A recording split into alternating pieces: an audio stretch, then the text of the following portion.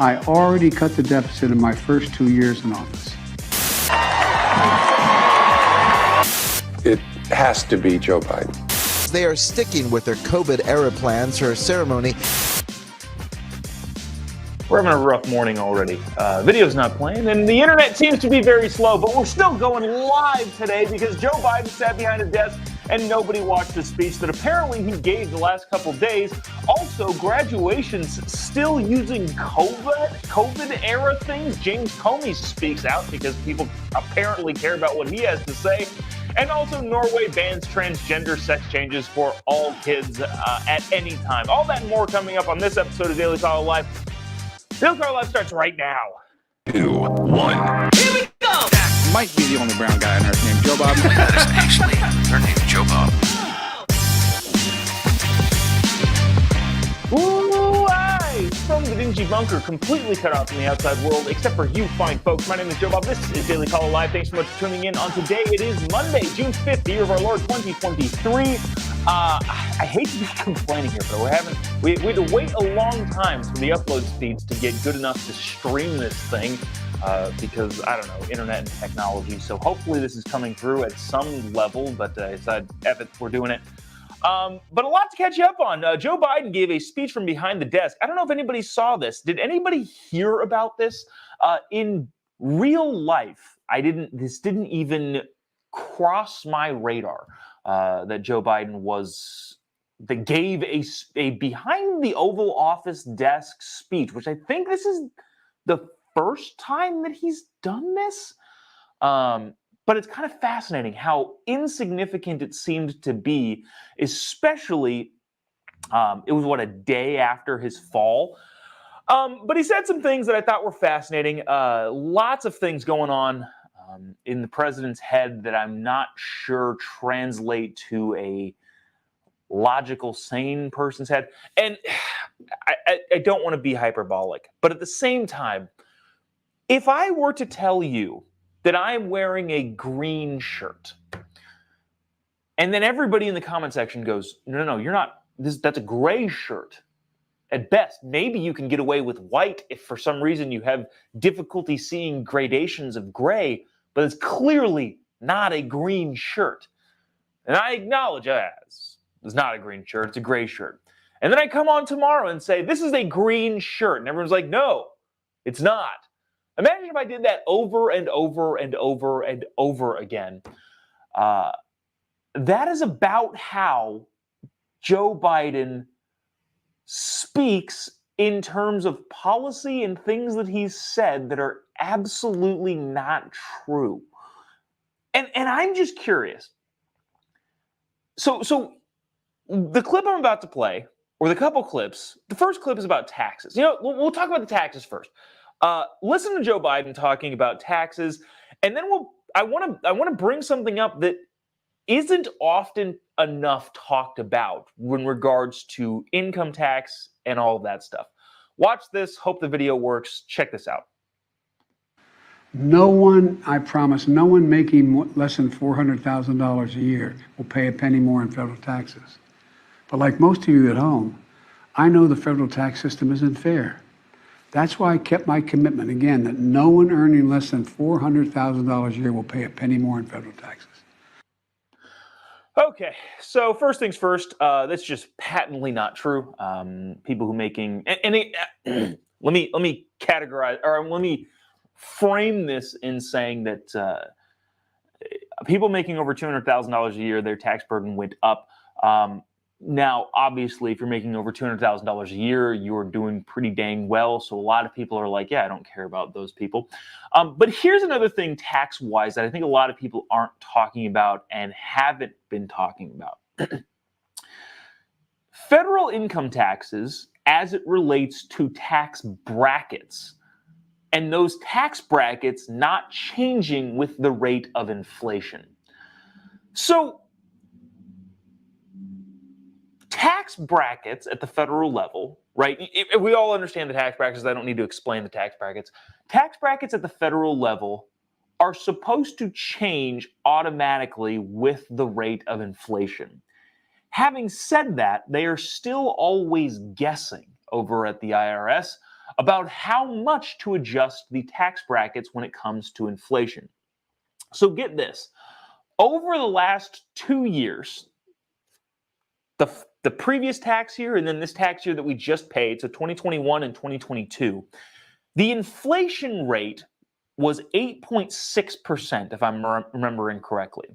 However, the tax bracket inflation adjustment was only 2.9% over that same period of time. In other words, because inflation has gone up, and hopefully, and this is not even necessarily happening, hopefully, when inflation went up, your salary also went up. Maybe it took a little bit of a time to catch up, but just to keep up with inflation, your buying power didn't go up necessarily, but inflation went up, and hopefully your salary kept up. And if your salary kept up and you were getting paid 8.7 or whatever it is percent, 8% more, that means that you've possibly jumped up a tax bracket. Now, hopefully, the hope is that the tax brackets adjust with inflation, but they didn't this last couple of years by a lot. Less than 3% is the inflation move from the tax bracket. So in other words, it's very possible that you could be making more money. So even if you're making 5% more money than you were than you were last year, that doesn't mean you've kept up with inflation, but you did surpass the inflation adjusted tax brackets. So not only would you be paying more taxes because you jumped up in a tax bracket, but also your buying power would have gone down because you didn't keep up your salary with inflation. So, on Friday, when Joe Biden sits in the Oval Office and says, nobody has paid more taxes, most people probably are. Legitimately, most people, due to the massive amount of inflation caused by a lot of the federal government spending, more people are paying more money in taxes. If only because the tax brackets haven't adjusted to match inflation. Then he says this. Then this is more appropriate for my green shirt analogy. The president has gone around making this particular claim time and time again. And what I'm trying to figure out is, was he trying to spin something a year and a half ago when he first said this, and then got caught in it, and is still trying to spin that same thing? Or is his brain still on the idea that, hey, remember when we tried to spin that thing and got totally owned by even the lefties in the media? I'm still going with that. Like, is he doing it intentionally to try and fool people, or did he forget that the entire country called him on it? Watch this clip and we'll discuss on the other side. And that'll be on top of the record $1.7 trillion. I already cut the deficit in my first 2 years in office. Oops.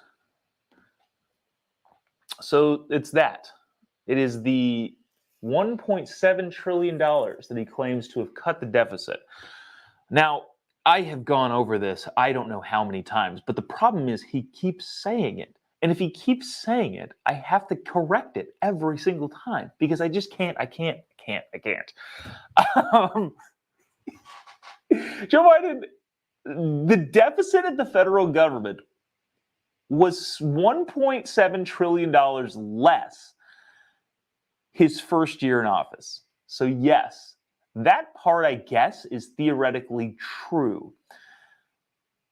Not accounting for the massive spending that we were doing the year prior, because I don't know if you guys remember, there was this Chinese bat fever called COVID that caused the U.S. to spend a ton more money. There's actually a great article that maybe we'll get to tomorrow, I think from the BBC, saying the benefits from COVID far outweighed the costs from the government spending. But yeah, well, that's topic for another time. But if the government spends a massive amount of money because of a global emergency, I don't think you get to claim the next year when that money is not being spent as much that you cut the deficit. And even if that were the only caveat, that still wouldn't give the president room to say that. Now, the biggest part and the biggest lie here is, everybody remember the Build Back Better plan? The $3.3 or $3.6 trillion in new spending that the president was trying to get through the Senate and was fortunately held up by Joe Manchin and I think Kristen Sinema also. Senators, D at the time. Kristen's now an independent. Anyways,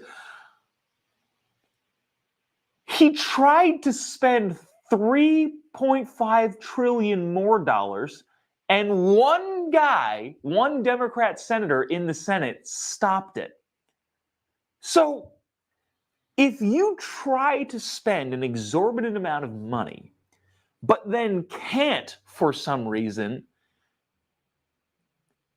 can you go around bragging about saving money? Let me put it to you like this. If I was going to buy a Ferrari, I can't afford a Ferrari. If I was going to go buy a Ferrari and I go to the dealership and I swipe my credit card, I've signed all the paperwork, everything's done, now all I have to do is pay for it. If I swipe my credit card and my credit card gets declined, do I then get to go home to my wife and say, babe, I just saved $150,000? The answer is no. No, I do not. If for some reason a banking mechanical error thwarts me from spending $150,000 on a car, I don't get to go around bragging saying, look at this, I saved $150,000. If that is the benchmark and if that's the standard, I have got some spending to not do. Maybe I'll peruse through Amazon, add something to my cart, and then, I don't know, when it's not able to be shipped via Amazon or something like that, I can just continue bragging. You know, I've saved this household thousands of dollars over the last week by not doing something that I couldn't do. So there's that. Let's see. Moving on with still some Joe Biden stuff. I thought this was freaking fascinating. And this is a question in what the heck does this guy actually think? You guys remember James Comey, FBI director, pompous? I won't use those words. Never mind. He's one of the most self-absorbed people, I think, on planet Earth. After he left the FBI, was he fired? Did Trump fire him? I don't remember. He was hailed as after he spoke out against Trump, he was, look at how great James Comey is. Wow, what a fantastic individual, by a bunch of people on the lefty side of the aisle. Remember, too, James Comey also inserted himself into the 2016 election and brought back, like 10 days before the election, if you remember, James Comey sat out and said, well, we're reopening the investigation into Hillary. Now, who knows? Nobody will ever know how much of an effect that actually had on voting, but it's possible it could have had a lot of an effect on the election. But that being said, James Comey is now, he was a hero to the right, now he's a hero to the left. And he goes back and forth because he decides he needs to be inserted. He thinks, I am above all of this paltry political nonsense.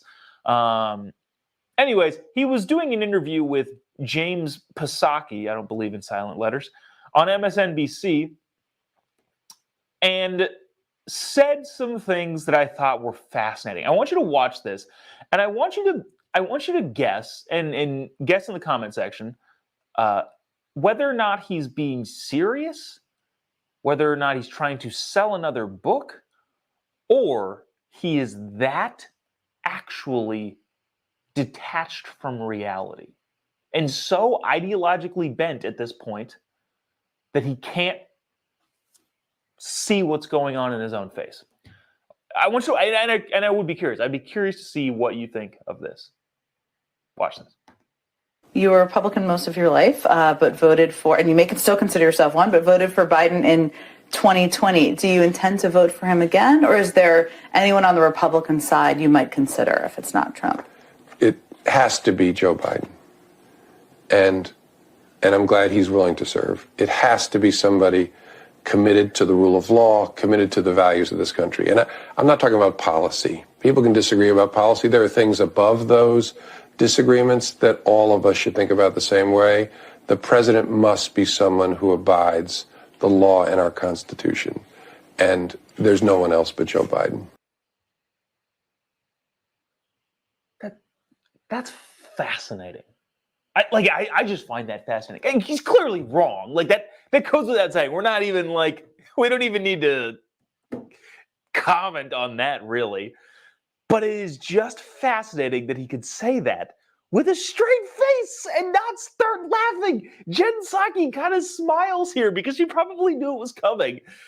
And I would be fascinated to see what the camera angle on her was like. Is she sitting there going like, nobody? There's literally nobody else? Only the head of the Biden crime family is the one willing to observe the Constitution and follow the laws? Really? Are we really saying that right now? Look, even if you're an ideologue in terms of your issues and policies and all of that sort of stuff, to sit there with a straight face with all of the other things swirling around, again, the Biden crime family, to sit there and say, the only person in this country that is capable of doing that is Joe Biden. I stay awake at night shivering in the fear of a Kamala Harris presidency. But if the benchmark is following the law, Kamala Harris isn't even an option. James, nobody? I don't know. What about Tim Scott? What about Gavin Newsom? Only Joe Biden? And again, I'm not saying I agree with any of these people. What a ridiculous thing to say. And if the bar is as low as it is for him, again, he said, policy and politics aside, somebody who's going to follow the Constitution. If the bar is that low, to then suggest the president who continually, we're getting into the weeds here. Do you guys remember when the CDC, the Center for Disease Control, tried to exercise authority over housing in the United States? I don't know if you remember this. The CDC put a moratorium on evictions in the United States of America. The CDC, the medical people, decided to exercise their authority on housing. In that process, the Supreme Court said, nah, you can't do that. Remember, the CDC is under the umbrella of the executive branch, the administration, Joe Biden. The Supreme Court said, you can't do that. That's not in the powers of the executive branch at all, in the CDC's powers. And then Joe Biden, after that Supreme Court ruling, said, no, we're going to do it anyway.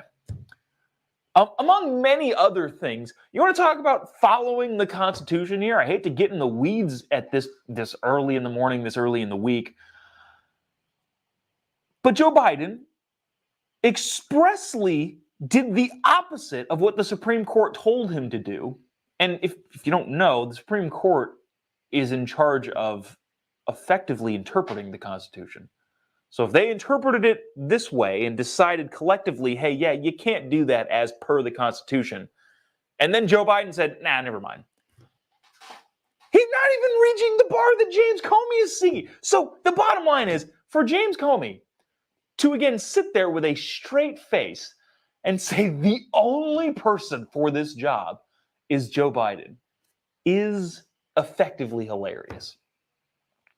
But what are you going to do? Moving on. Somebody's got a new job. You guys remember that movie Beetlejuice? Well, there was a mayor in Chicago that aesthetically resembled the cult classic comedy character. But this is funny, and this is, I don't know, last week. But Lori Lightfoot, if you don't know, got a new job teaching at Harvard.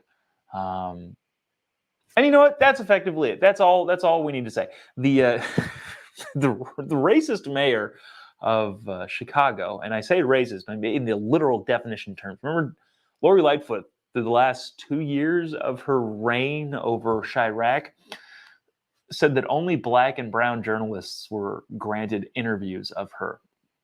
I did actually reach out and was never effectively approved for an interview. But anyways, I think that is literally the technical definition of racism, allowing people based on their skin pigmentation to do things that other people with not the same skin pigmentation cannot do.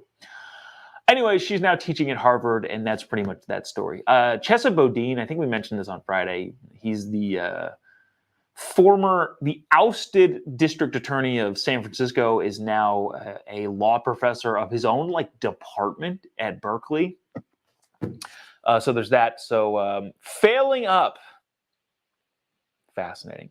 I want to get to this really quick because it's good news, but it's also not shocking. The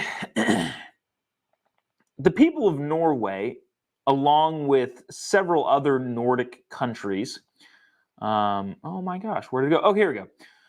Norway joins Finland, Sweden, and the UK, not a Nordic country, but also the leader of liberalism, last week to ban quote-unquote gender-affirming care for minors, as it no longer considers them to be evidence-based.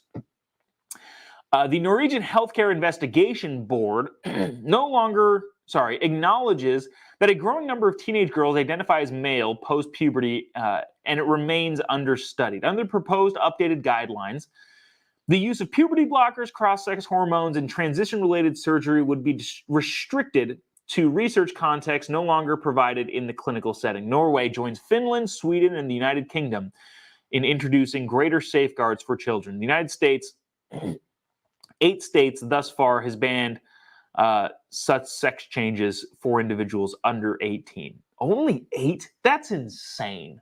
We are less liberal, progressive, whatever you want to call it, open-minded, than the UK. I was in the UK 2 months ago, and they are whoa when it comes to all of the woke stuff. I still never went on my tangent on that. Anyways, a lot of your lefties hail Europe as just the pinnacle of progressivism, which there's a lot of reasons why that's not just factually true. But this whole idea that, we should be following the culture of a lot of these more progressive countries around the world. Yeah, well, these progressive countries around the world are doing the opposite of what we're doing here. So maybe, I don't know, maybe we should take note. I want to get this. We'll close with this. This is a fascinating piece out of California too. Graduates. So, do you remember? Was it 2020 graduations? They were virtual, and people were fine with it, I guess. Then 2021 graduations. I think a lot of universities were yeah, we're just going to do our graduations outside. It'll be fine. Doesn't really matter. And then there was that year. Then 2022, it's all right, the COVID thing is done. We're through it, however you want to call it. 2022 was Joe Biden's second year in office. Yeah, COVID was long gone by then. I actually think, even the masks on airplanes were gone around graduation time. I think it was June. So now. It was a year ago that masks on airplanes were gone. So the fact that anybody had a COVID graduation last year was crazy. Having said that, this year, like last week, there are still colleges and universities that are using COVID protocol during their graduations. I know it sounds crazy, but it's true. Watch this clip from Southern California. Cal State University Long Beach did a COVID graduation now. Not like did a COVID graduation in 2021 or did a COVID graduation in 2022, which still, in 2022, it would have been insane. It honest to God, genuinely would have been freaking insane for a college to do a COVID graduation. The fact that they're doing it this year and now, I don't even know the adjectives to describe that. Watch this clip and we will discuss briefly on the other side. Check it out. But Cal State Long Beach says they are sticking with their COVID-era plans for a ceremony here at Angel Stadium, just like last year's. This video from the university shows an empty field, the graduates in the stands with guests, no walk to receive the degree, and no names read out loud. With thousands of graduates, the university says in a statement, it's not practical at this scale to read graduates' names during the main ceremonies. Graduates will see their names in the program and featured on the Jumbotron. They'll also have smaller, what the university calls recognition stages, outside the stadium where students can recreate the walk and pose for pictures. A lot of students are not motivated at all to attend the commencement ceremony right now. That's partially because the students thought they were being heard. Last term, the school sent out this survey asking which program the students wanted. The majority voted for the traditional walking and names read out loud. The fact that our school doesn't want to do the bare minimum of just calling our names and have us walk on the stage is very disrespectful to all the students. That's why Arias Alessi is organizing an informational picket next week on campus. He wants students to demand their choice be honored. Yeah, so that was a couple weeks ago. This was posted 4 days ago. CS, Cal State University Long Beach, refused to call graduates' names or let us walk across the stage in a traditional graduation manner. Instead, they scrolled our names on a Jumbotron like credits at the end of the movie. Before the ceremony started, as people were arriving, they then had us walk across a mini stage and wave in front of the camera to be displayed on the Jumbotron for a couple of seconds. We didn't even get diploma holders. We students have been protesting since early March when the petition was initially created and begged to meet with the administration to find an alternative solution. When she, the president of the university, didn't send along, Okay, here we go. They said the president ignored him. This is what I thought was fascinating too. They blamed funding, a proper lack of funding, as a thing. This is one of those. This is something that you should know and know to look out for. If ever there's a problem that is caused by bad leadership at the school level, they will always 100% blame funding. In other words, if they ever make a mistake or if they ever do something stupid, they'll say, well, educators just don't have enough money.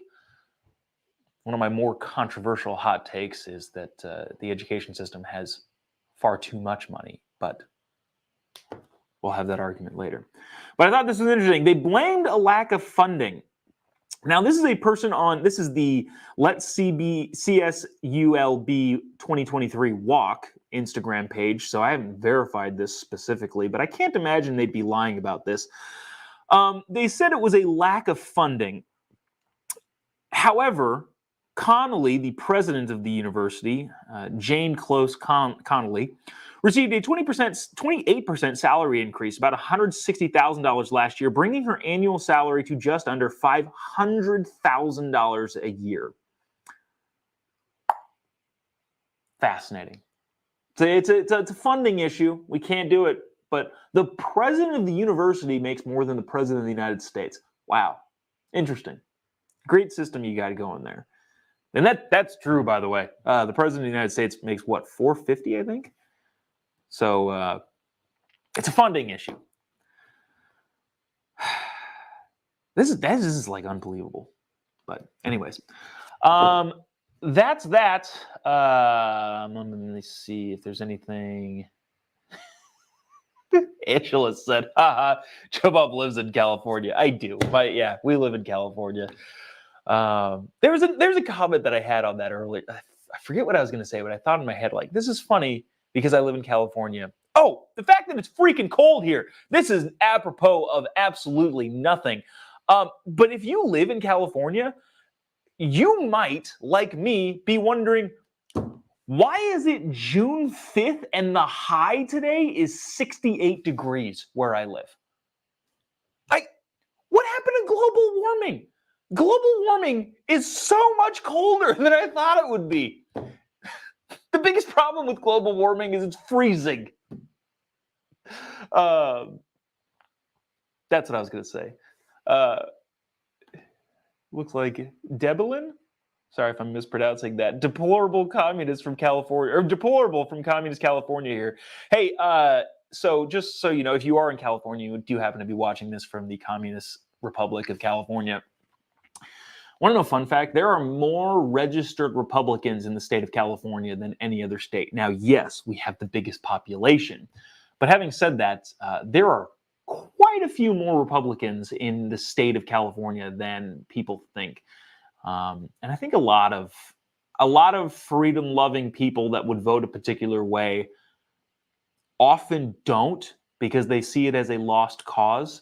But if everybody were to actually get together and vote, the deplorables here in California could make a big difference. That's why my wife and I haven't moved. One of the reasons why we haven't moved.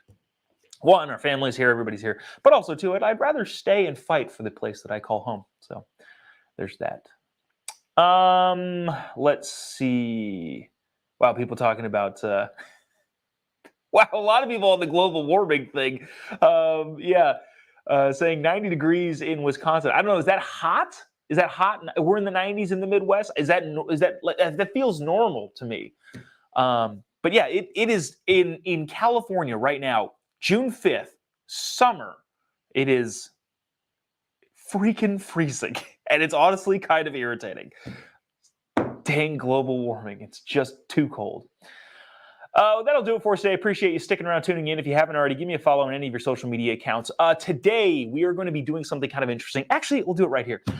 We are we are booking the fall/winter leg of the comedy tour. If you don't know this, I also do stand-up comedy, and we are doing a fall/winter tour. We've been going through the management process, the agent process, the booking process, all of that. And I figured, you know what? Why don't the people who are engaged with the stuff that we're doing, with the stuff that I'm doing, why don't you guys help us out? If you have any interest in seeing the Star Spangled Banter comedy tour come to wherever you live, go ahead and shoot me a message. The messages are all open. Instagram is probably the best way to get there. Facebook also works as well. But if you want to see the stand-up comedy tour featuring yours truly come to your neck of the woods, shoot us a message, because what we're trying to do is work out where specifically things are going to be. So if you have a friend who owns a bar/restaurant or owns some sort of event space type of venue, or if you're partnered with your local Republican Party, if your local RFW wants to participate in the comedy tour, would love to hear from you, because going through booking agents and I'm not a fan. I would rather work one-on-one with you guys. And if it turns out that we end up coming to your city and you point us in the right direction of a place that can house an event, the stand-up Star Spangled Banner stand-up comedy tour, we'll hook you up with tickets and all of that other fun stuff. So we'll be throwing that out on social media too. So if you have any thoughts, comments, concerns, shoot me a message wherever you find me on social media. That'll do it for us today. Appreciate you sticking around, tuning in. We'll see you tomorrow, same time, same place. God bless America.